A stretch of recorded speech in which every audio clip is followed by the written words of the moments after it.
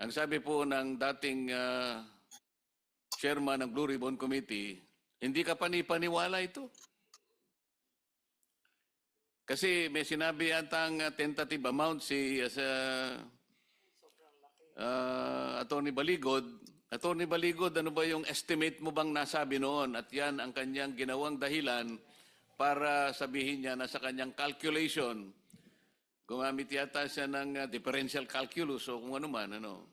Ang nabanggit ko po noon ay 805 billion at ang binasehan... At yun ay kanyang pinagdudahan. Alam mo ba kung anong kanyang naging batayan kung bakit hindi ka panipaniwala ang inyong salaysay direkta dun sa pagkakasabi ni Atty. Baligod na 805 billion.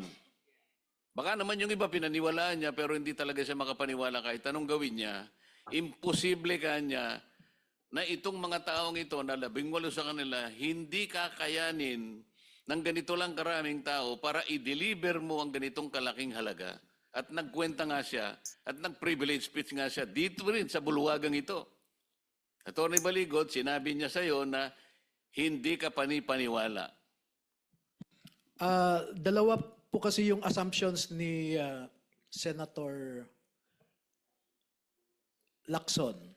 Kaya siya nagsabi na hindi ka panipaniwala. Ang una po kasi ay, ang assumption niya, ang pera ay galing lamang sa flood control projects anomaly.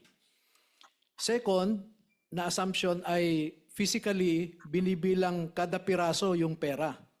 So time and motion, imposible nga po yung 805 billion from September 2022 to early part of 2025. Tama naman siya pag binibilang yun. Mabubulag ka talaga. Oo. Pero ang pagbilang po ay per bundle na by the million, no? 1 million per bundle. Oo, tapos sinisilid sa maleta, meron pong marker sila kung ilan ang nilalaman ng bawat maleta. Kaya makikita po nyo sa picture, merong 6, etc. Pero ang committee ngayon ng mental picture. Kanina may nagsabi na sa atin na palagay ko minonota na ng ating mga staff dito. Sa bawat linggo, 3 beses kayong nagdi-deliver. At ang bawat delivery ay hindi kukulangin sa 20 na maleta.